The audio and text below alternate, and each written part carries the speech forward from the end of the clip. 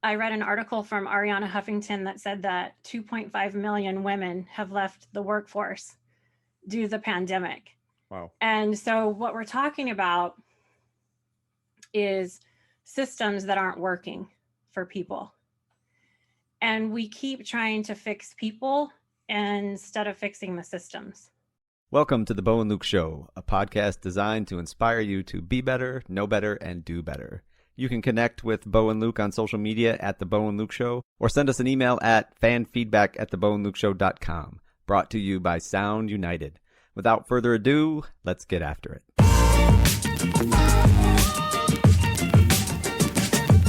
Bo and Luke Nation, welcome back to another amazing episode of the Bo and Luke Show. We have a great guest with us today, Lynn Durham. She's the author of Create Magic at Work and the founder of Create Magic at Work membership group. She uses skills as a corporate mystic to bring spiritual intelligence. Luke, I think this is the first time I've literally ever heard the word spiritual intelligence for SQ. But she also brings emotional intelligence to energize and transform the workplace. Amy is a UC Berkeley certified executive coach and emotional intelligence practitioner who spent years in the corporate world successfully managing hundreds of employees for private and publicly traded companies. Amy, welcome to the Bo and Luke Show. Thank you. Thanks for having me. I'm ready for some fun. Yeah, me today. too. Been waiting for this all day. Cool. Me too. I have too. I've been excited for this one. Good. Yeah. So other than what I just read in that very short bio, tell our listeners a little about yourself. Okay. Well, that felt like a long bio to me, but I was like, wow. I left my corporate job because I wanted to find a way to re-inject myself in a different direction to bring heart and human connection to the workplace, because I experienced burnout, loneliness, all of those things that are big topics right now for the workplace. And I wanted to figure out a way to come back and share these tools that I've learned about with others. So hopefully, one, they don't have to experience those things anymore, and we can stop talking about them. Mm-hmm. I'm over it. We're gonna stop. We're gonna stop talking about burnout because no one's gonna have it anymore, right? Yeah, for sure. Help people out. They need that. Yeah. I feel like burnout is more rampant now during the pandemic than ever before. Yeah, it's a tough one. It's a tough one because everyone's talking about Zoom fatigue and how you're looking at yourself on camera and you're in front of a computer all day and you're not acting normal like you would in a normal meeting room. I did a group coaching session on Zoom, and when I was done, it was a 2-hour session. I was exhausted. I was hot.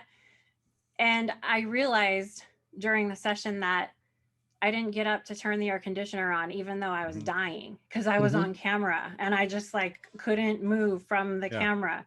But if we were in a normal room, I'd be like, hold on a second, let's turn on the AC, or it's hot in here, everyone. I mean, it's all those little low grade things, I think, kind of add up to your overall fatigue and stress that you feel. Yeah, I think you're right. I think I was just reading some posts on Facebook earlier about people and having Zoom fatigue. Interesting that you use that word, Zoom fatigue. And literally what you just said, I experienced earlier today. I was a guest on a podcast and I felt the same way. Like I sat here, I was so engaged. It went for almost an hour. I never moved from this seat. I'm on the camera the whole time. I didn't have my fan on, and I got up and I'm like sweating. I'm like, what in the world? Right? Yeah. So I get that wholeheartedly. To me, it's the after stuff for Zoom. And so let me explain the after stuff. So when we're all in person, you can only have, you can still have a lot of meetings. It limits the amount of meetings you can have in a day. And there's going to be prep work and then after work for every single meeting that you have. So in the in-person world, if you're having 2 or 3 meetings a day, you can do your prep work, you can do your after work, and you're all good, right? If you have 6 or 7 Zoom meetings a day, just because you can bring people together that much, the pre-work and after work is still the same, right? So it's almost like being more efficient, but there's a lot more auxiliary work that goes with it. At least that's what I'm finding.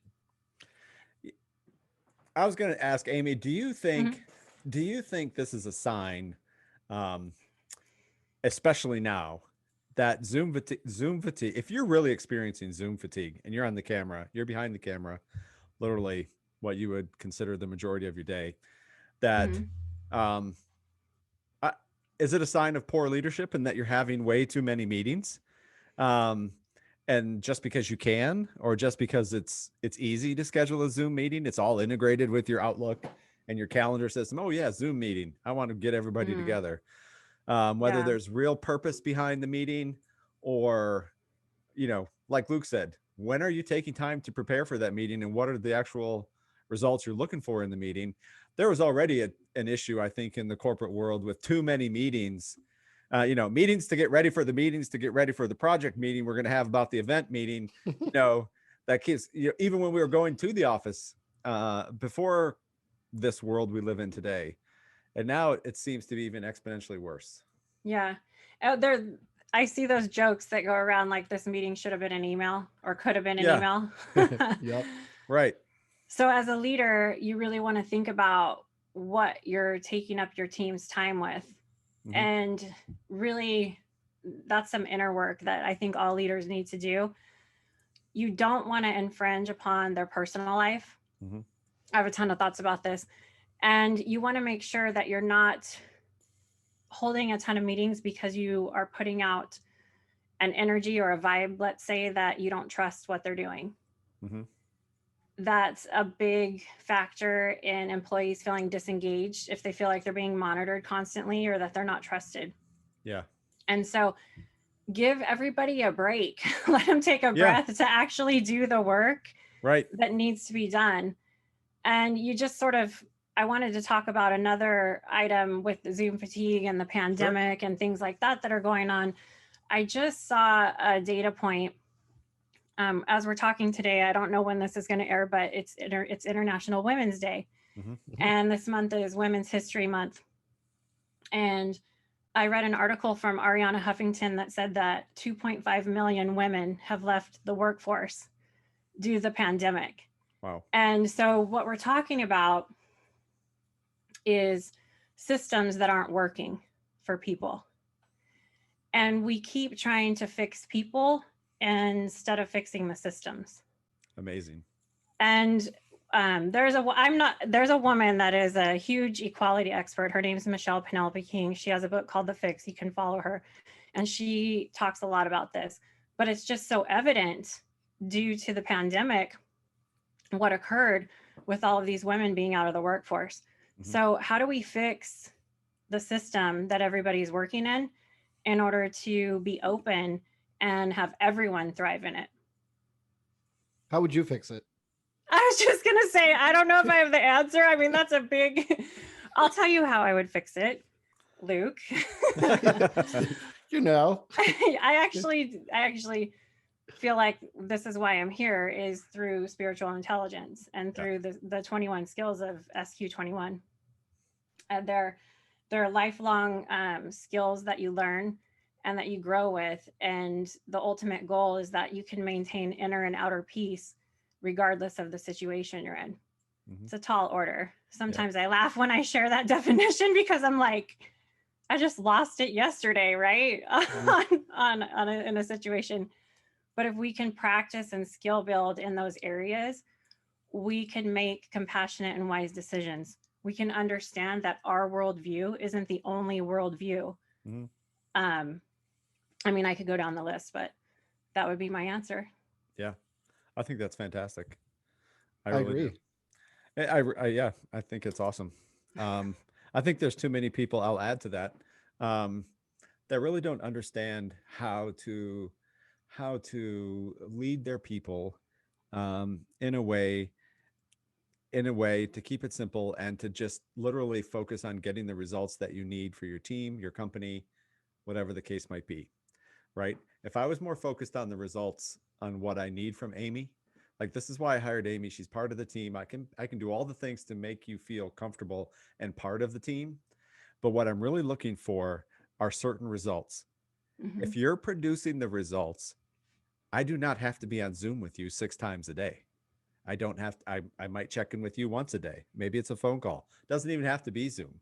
But I think everybody misses out on the fact of what are the actual results we want from people, and are we building up? Are we really building a cohesive team to produce these results? Yes. And are we looking for short-term results or long-term results? And Right. if we have someone on the team that is delivering results, but are they not being a good team player? Right. So are they a detriment to the other people on the team? So as a leader, you have to look at all of those things, because you have to understand that short-term gains aren't necessarily the best when it comes to having a team for productivity, profitability, all of those things. Absolutely. Yep. Big picture for sure. Yeah. Cool. It's more of an Super. intro. Yeah. I mean, it's, Sorry. it makes you know, it's the, oh, we had a guest on the show talking about feedback, Dr. Brody Reardon. And one of the fascinating things with her, and it happens sometimes even when we're doing these podcasts, if you're a good leader and you're someone who knows how to listen, you might not be able to provide an answer. You probably won't be able to provide answer or even feedback in the moment, because you actually listened, and you might have to think about what it is the person's presenting you. So whether that's in the same meeting or the next day or the next week, you might actually have to ponder what they're talking about. So I find that happens. It's kind of funny. It's like for people listening, it's like, well, there's a pause, but you know, if our guest says something profound, and I'm like, oh, let me think about that for a second, because I like that, right? Mm-hmm. Makes me marinating in it. Marinating in it. That's right. There you go. Yeah. That's right. Yep. Well, I would love to share. I know that SQ is new to maybe your audience, and kind of like, what is this? Yeah. What is it? How long has it been around? Is it something that is out there in the mainstream? I mean, I truly, until I read that, I had not heard of it. So it has been around for a while, and there's a couple of individuals that have really worked on it for the workplace and for bringing it to the workplace. And I know that hopefully you've heard of emotional intelligence, right? Yep. And that's kicked around the workplace all the time. Everyone's very familiar with it. So you sort of get to SQ by way of EQ. So once you've started working on your emotional intelligence and things like that, SQ is sort of the next step. And if we look at the adult development theory, usually individuals around their mid-30s start really wanting to become aware of what their life purpose is, or assess maybe what their values are. And so I've sort of been working in the spiritual intelligence space for a while. Personally, I was working on my spirituality at home quite a bit. And then when I left my corporate job, I decided to merge those two things and sort of be my authentic self in any space. And SQ is totally faith neutral. You can be agnostic, you can be atheist, as long as you believe that there's a place within you that you can access that comes from a place of wisdom, compassion, and love, what I like to call your higher self. Then you can work on these 21 skills for SQ that are specifically designed for the workplace. Yeah. Yeah, that's awesome. I like that. So I love it. Yeah, can you share some of them with us? Yeah. Cindy Wigglesworth is the woman that designed SQ21, and she designed this about 10 years ago. She's a former HR executive from Exxon, left the space, and then worked on developing these skills. I can share one personal story with you. Sure. So skill number 20, it's in quadrant 4 of spiritual intelligence, which is social mastery, where you've worked on yourself and now you're actually, exhibiting these qualities where people are actually recognizing them. And I personally didn't score as high as I would have liked on skill 20, which is being a calm and healing presence. And so I decided to work on this skill for 2021. And I tell everyone, when you pick a skill because you can pick a skill to work on like for a whole year if you want, right? I mean, these skills are big life journeys. Yeah. And so when you pick something like that, the universe sort of rises to the occasion and brings you opportunities to work on that skill. I bet. I didn't really account for that when I chose that I wanted to work on it. And trust me, I fail a lot. But the most important part is, thank you for the lesson. I'll try again. I recognize, I repair, and I recover. So yeah, I like that. Recognize, repair, and recover. Yep. Yeah. Absolutely. Yeah. It's interesting that you say that. And, you know, when you decide that's what you're going to study, you know, what you're going to work on, then it's just like, oh my gosh, here's all these opportunities to work on that. Right. Makes me think, it really does. And you're right. The universe does present itself that way. Makes me think of, you can hear something like, some type of police report or news report, and, you know, everybody's looking for a white van. You've never focused on white vans before, but now the next day you see like 30 white vans, right? Because it's like all of a sudden it's just all presented to you. It's just fascinating how that works. Absolutely. So, and then that's tapping into your perception of what is reality and awareness of the limits of human perception and different things like that. And then you can really deep dive into all of those things. Yeah, for sure. We can get so deep, and we can talk about transcendental moments, or moments where we feel like we're one with everyone.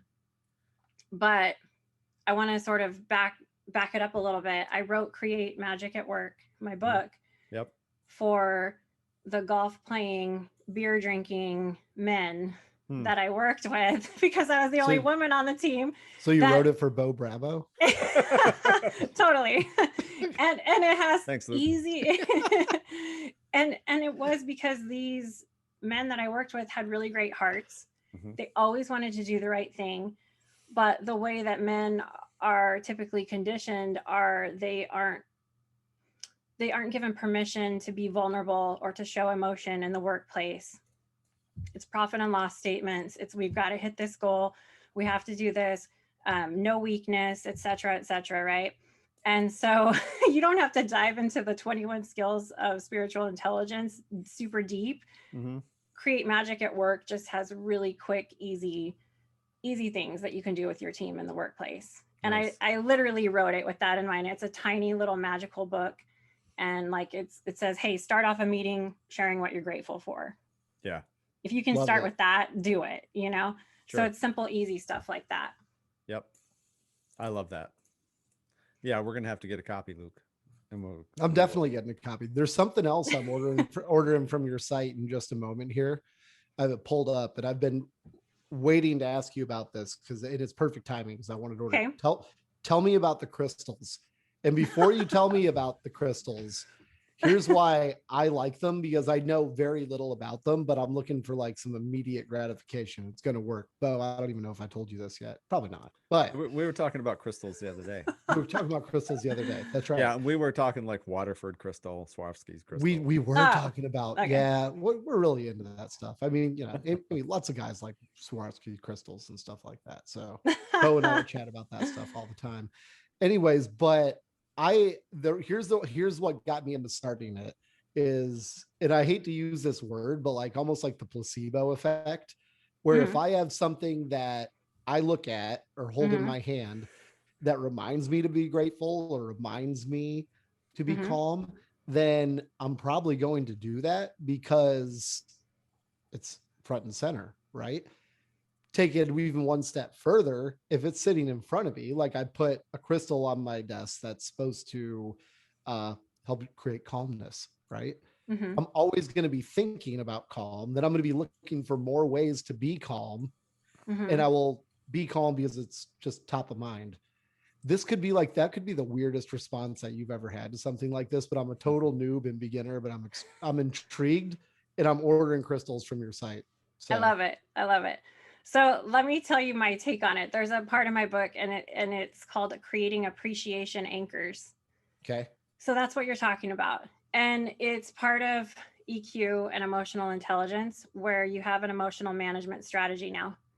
So if you feel triggered in the workplace, you can look to that crystal on your desk that's supposed to create a calm and healing space, or even grab it.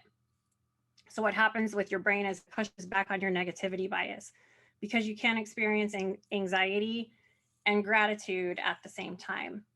And so I coach people to create appreciation anchors. It doesn't have to be a crystal, but they're fun because a lot of them have deep meaning, right? So like I often hold this when I'm doing, there's a sun beating in right now, if you can see it, but it's a fluorite.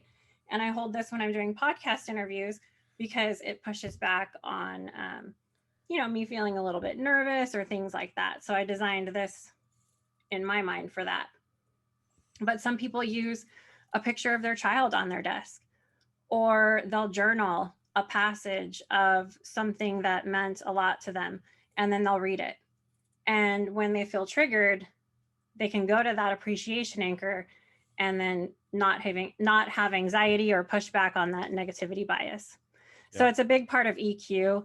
You've become aware, you're self-aware of your emotions. Now you have a strategy, and then it helps you create connection more in the workplace. I'm all about it. Yeah. It's cool.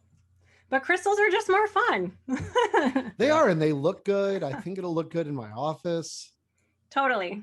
And it's something, I'm a fidgeter, so I see myself probably fidgeting with the crystals quite a bit. Yeah. Okay. That lends into, Luke, what we talked with Kiki about in reference to her comment, previous guest talking about the brain and neuroscience about, you just said you used the term negativity bias. The brain doesn't choose. You don't choose to be negative, or you don't make a choice to be negative. It happens. Yes. So if you have the anchor that you're talking about, it could help you stay positive or choose positivity versus letting yourself go, or your mind taking you to the negative space. Yes, because as you feel these maybe so-called negative feelings, your amygdala starts getting triggered. You go into fight, flight, or freeze. And then what happens is the neocortex in your brain starts shutting down, and you only see those possibilities: fight, flight, freeze. I'm going to fight, I'm going to run, or I'm going to be like a deer in a headlight. Right? Yeah. And so let me take a breath. Like people say, oh, just breathe. It actually works. 3-2-4 breathing method. Inhale for 3 seconds, hold it for 2, exhale for 4. You're going to start opening up those other parts of your brain where, okay, I don't have to fight, flight, or freeze. I can see other possibilities here. There's not a lion chasing me. I'm just in the workplace and somebody pissed me off. Can I say that? Or whatever, right? Of course. So totally helps. Or let me walk into this room that I'm nervous, or Zoom now, I'm nervous about having this meeting, and I'll just have a crystal in my pocket and hold it while I'm speaking. Yeah. And the crystal in my pocket will deflect negative energy in my mind. Black tourmaline's great for that. So fascinating. Yeah. I like it. That's good stuff. Good stuff. Yeah. I used to use it a lot pre-COVID when I would speak at my old corporate job. I would publicly speak with a coworker, and it was always a male most of the time. And so I would show up and give him a crystal. Hey, put this in your pocket. We're going to do great. Later on, he'd be like, Amy gave me some rock, but it was so great. And, they all got into it and loved it. It was cool. Yeah. Yeah. Wow. Interesting. It is interesting. One of the topics that you talk about, I love the title, is beer after work is not team building. Yeah. Talk about that a little bit. Okay. So disclaimer, I love a good cocktail and I'm not opposed to drinking beer. But what I would add is, if you're going to do something like that, make it meaningful. This is time that you have with your people. And so there's a part of my book called More Than S'mores, and I didn't even want to put it in the book because I just thought it wasn't even that sophisticated, but all my employees voted for it. And all we did was we got together on the beach, we had some cocktails, we made s'mores, but every individual was required to bring their favorite motivational quote and why it was impactful for them. Or they could bring like a passage that was inspiring to them. And we went around the fire, and every person read that and shared why it was meaningful to them. And so that curbs loneliness in the workplace. Do something meaningful where you're not just hanging out drinking, but at least have something structured that connects individuals. Because pre-COVID, Harvard Business Review came out with a loneliness in the workplace research article where they equated it to, did we lose Luke? We did. I don't think, I promise it wasn't the crystals. Hold on. I'm going to hit pause. This is the first, Okay. but I'm going to hit pause, and that should, but we're still recording. So I'm just going to pause it. And when he comes back. I really apologize. Okay, we're back. Whew, we're back. Little technology glitch there, but that's okay. It's the podcasting world. All right, Thank so God we're that talking wasn't about live. making it impactful when you're doing Yes. that. You're going to have something planned, something that's going to make the event impactful. Connecting. Yes, make sure you're connecting each other with something that they'll remember, so they recognize each other as human beings. Because most of the time when you leave a meeting, you forget all the data that was presented or whatever that is, and you remember, oh my gosh, did you hear Bo shared that his mother was sick? I'm going to reach out to him later and help him with that project. But if you don't give your individuals an opportunity to be human like that and to share what they're going through, or maybe what means something to them in their life, then no one's going to connect, and your productivity and your profitability is not going to be anywhere near it could be. Wow. Yeah. I think that's fair. I think it's fair for sure. Good stuff. So you authored these 21 cards based on tarot, is what you said. Share with us, right? Share with us, because this is all new to me. So you're gonna have to I'll share. Break this down like I'm in 4th grade. No worries. Yeah. So I authored a journal prompt card deck, and it's a deck of 33 cards for the workplace. Yeah. The number 33 is a really auspicious number. Mm-hmm. And so I use that number a lot. Like, there's a reason why it's a deck of 33 cards. All of my products or anything I post or the artwork has deep symbolism and what I like to say, magic infused in it for everyone. And so basically, do we want to draw a card now, or? Yeah, let's do it. So for everyone listening, so Amy's going to draw a card for us. Wait, so is this for Bo and I? Frame this a little bit. So is this for one of us, or do we need to like preface? So we can pick. I can do a card for both of you. I can actually do a message for your audience, because we talked about how everyone's feeling a little bit fatigued lately. Mm-hmm. And so these journal prompt cards are specifically designed for the workplace. So they'll have an affirmation for anyone listening. It's like, this message was meant for you. Even if you hear this episode 2 months from now, all of a sudden, if you're tuning in and hearing it, it's because you were meant to hear it. Yeah, let's do it for the listener, and then Bo and I will just be along for the ride. But you guys are here in the container. Listening. Yeah, so it's for everybody. So each card has an affirmation, and then they have 2 questions that you can ponder or journal about. Okay. Mm-hmm. So I typically shuffle the deck 3 times just to make sure we get the right message for your audience. And then sometimes a card will even fly out, and you can't ignore those, because they call those jumpers from the universe. And that means the universe really wanted to give us a message today.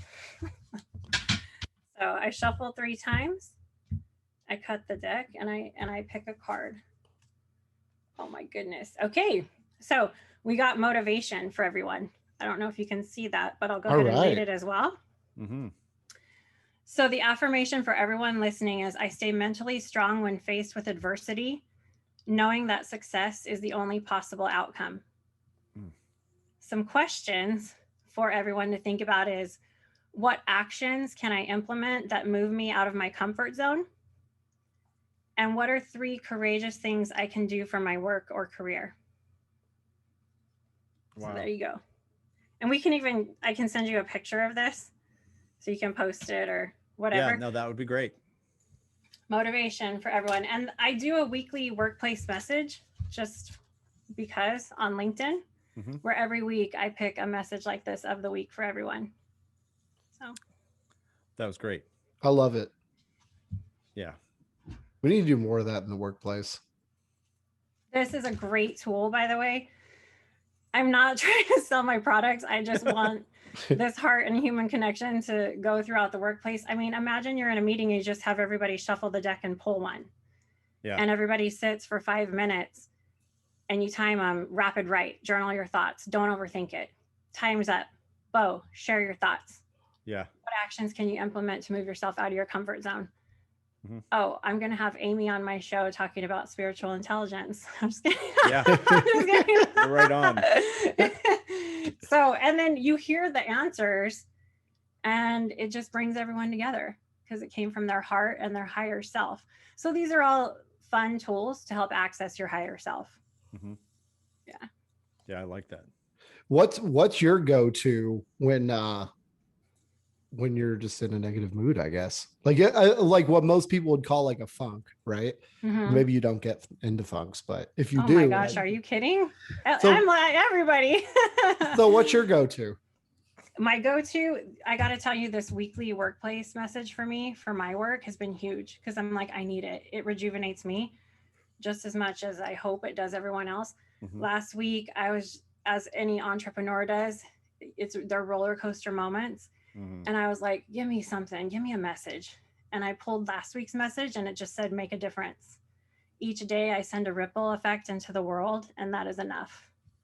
And I was like, okay, thanks, universe. I was taking myself way too seriously, and that's it. That's all I got to do. What can I do today to show up and send a ripple effect? And that's it. I love that. Yeah. Yeah. It's so on point. Especially, yeah. I think that's the point. It's just so on point. It's powerful. Yeah. And it's different things too. I personally like to work with the phases of the moon. Mm-hmm. And I, if I was still working in a corporate setting with employees, I work with them with the phases of the moon, even though they might not know it. So if there's a new moon, for example, this Saturday is a new moon coming up. It's a great time because the moon is dark and it starts growing in light. So it's a great time to set intentions. You can do it for goals in the workplace. Hey, by the time the moon's grown and full, I want to hit XYZ goal. I want to have made a connection with, Sandy, whatever the case may be. You set mm-hmm. your intentions and then you take action behind them. It's just a great sort of magical way to do goal setting. Yeah. It might be 2 phases to get a hold of, get in good with Sandy, right? Yeah, maybe. But you can, you can read tough cookie. But on the full moon, you could let that go because the full moon's all about releasing. So you can say, well, I didn't connect with Sandy this time, so I'm going to let it go. Yeah. And try and again restart. next. Yeah, exactly. Try again. There you go. Yeah. Wow. I think it's I just think that it's when you pull it all together like that, there's so much that the universe delivers that we didn't create, but it's there for us to use, and it's just really phenomenal in my opinion. Yeah, what I'm getting hit with now while you're saying that is, I got to share Dr. Angelise Arian, her 4 universal communication principles. I learned this at the UC Berkeley Executive Coaching Institute, and it's what we live by. And she studied different societies all over the world, and she found that these 4 principles are what connects people. And so the first one is show up and choose to be present. It's a choice. Mm-hmm. Yeah.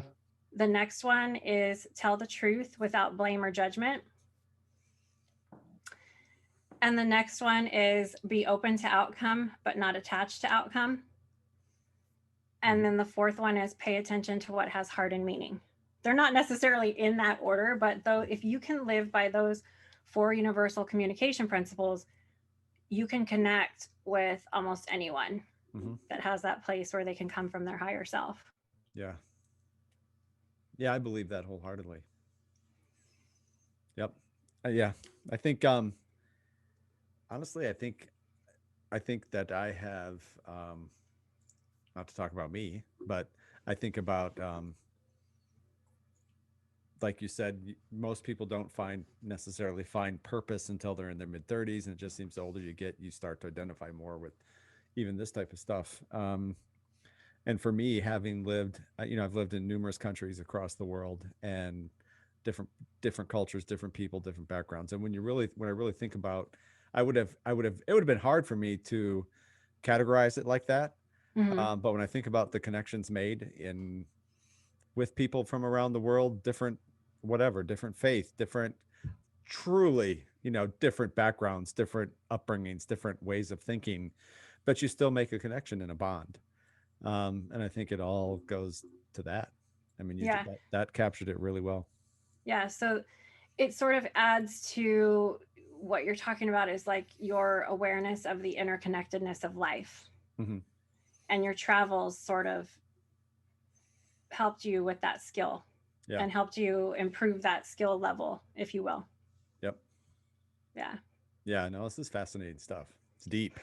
It's deep. I think that's the key. Like, I feel like even Luke and I both are a little less talkative on this podcast than sometimes we are, but I really think it's the topic.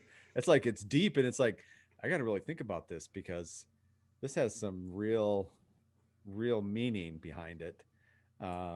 It's deep inner work. And that's why I try to make it fun. Yeah. Because we have to laugh at ourselves.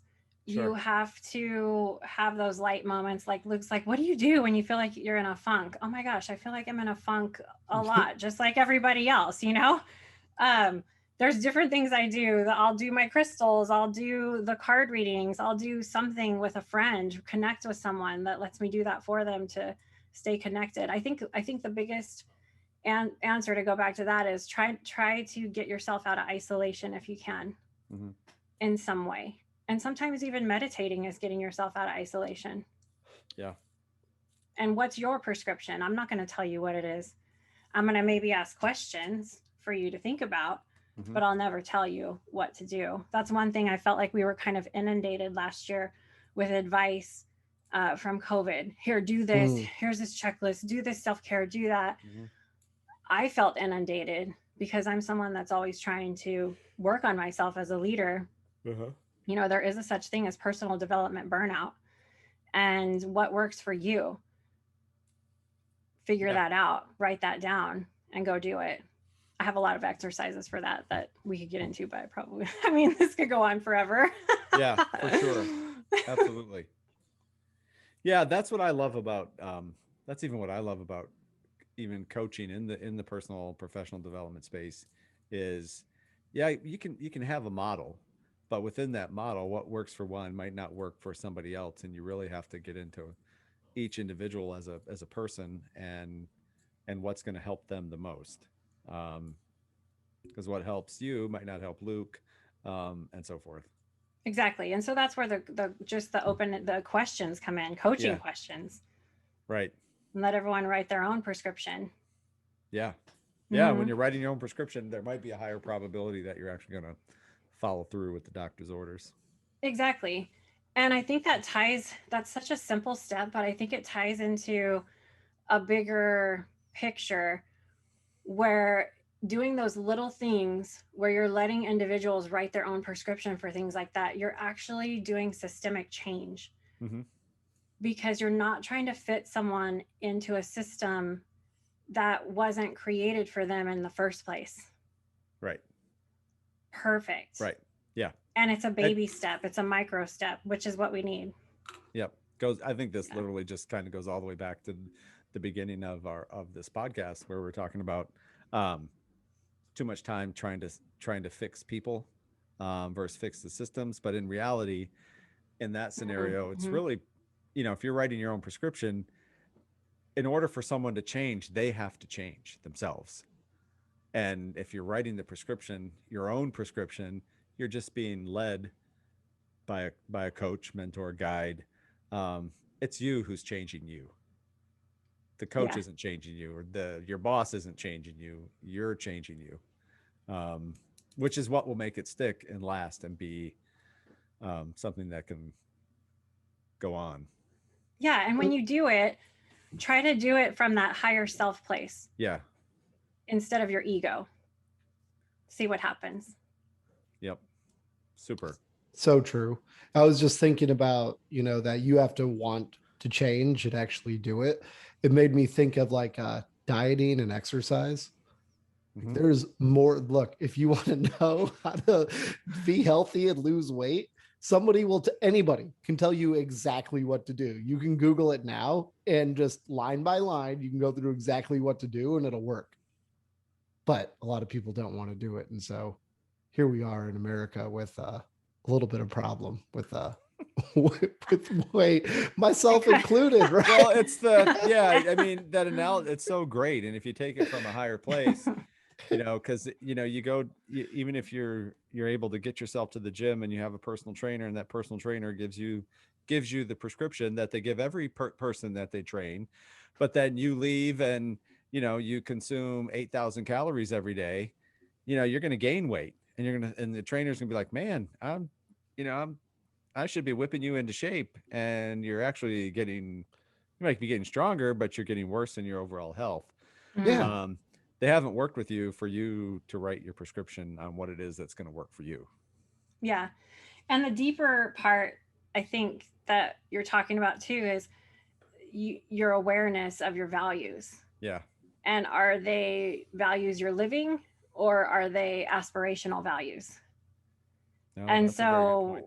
Yeah. which one? So figure out which ones they are. And if you haven't done a values exercise and stack ranked what your values are, I encourage you to do so. I barely did it myself this year. I was like, I know my values, I'm fine. But when you write down what your values are, even if it's one word, and then stack rank them, you can go back to that in moments where you feel torn. Oh, let me go back to my values. No, this time in my life, and they can change throughout your life, I'm putting exercise as a priority. Yeah. And I'm not going to miss that. So yeah. I had to go deeper with it, of course, but Of course. Oh, you are right. I talked a lot about that just a couple of hours ago as a guest as I talked earlier, someone else's podcast called the Leadership Podcast. I talk a lot about values-based leadership and what that actually means, and why there's no one, we'll use the word prescription. There's no one prescription for every company or every organization, because everybody, it's people are in those companies, and what are their personal values? Are they values they live? Are they aspirational values? And how are you molding all those together? And are you finding the right people to fit in your company? And you can, in values, studying values, bringing that out of people, infusing it in your company can really help you find and actually have the best people for your company.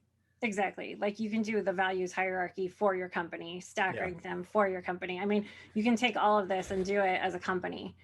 And then you attract individuals that want to live by those values, but then you have to back it up with actually doing the work. True. Right. And living by them as well. For sure. Right. Yeah. Yep. I love it. Good stuff. Great stuff. Yeah. Absolutely is. Awesome. Luke, we got a reading for our audience. Isn't that great? We do. Motivation. How good is that? Oh, it hit it. Yeah, I love it.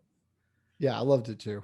It was cool that motivation came up too, because we were talking about how people feel down and fatigued, and it's like, you got this, and the art piece, I don't know if you noticed the illustration, but it was the turtles going into the ocean like, we got this, Yeah. So it was cool. Yeah.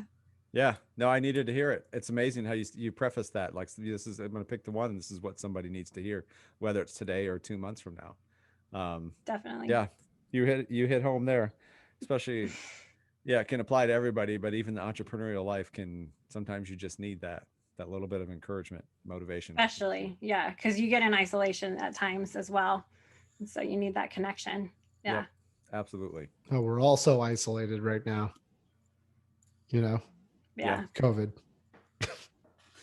Exactly. Very, very true. It's brutal. It's brutal. It's not that brutal. It's all right. Yep. Amy, before we let you go, can you tell the audience how they can find you, best way where they can find your book, get in touch with you, and so forth? Yeah, absolutely. So Luke was already clicking around on createmagicatwork.net. So if you want to be a magic maker, you can go to createmagicatwork.net. You can follow me on LinkedIn under Amy Lynn Durham. where you can get the weekly workplace message. My journal prompt cards are on the website. And if you order a copy of my book, I send you a free intention setting kit that you can light on fire and send your intentions out to the universe, and it flies up for you. So. And that's all available on your website? Yeah. Okay, super. And if you're interested in how you would score on your SQ21 skills, I'm here for it. And I'm happy to help. So I do the SQ21 assessment and the debrief as well. And you can take it with you the rest of your life. Super impactful. Yeah, I like it. Thank you. I'd recommend for people to do this. I know people that would love this. It's right up their alley. Yeah. I don't want to call them out on the show, but I have people that. And you don't have to work on every skill. I mean, if one resonates with you for the year, go for it. Just be careful picking being a calm and healing presence. Just kidding. Yep. This is fascinating. Good stuff. Luke, any parting thoughts? I can just tell you I'm excited to get my appreciation anchor kit that I just ordered off your site. So I got the crystals, Bo, they're coming to my house. I will have them on the next episode. I'll show them off on Zoom. They're going to be great. I'm excited for them.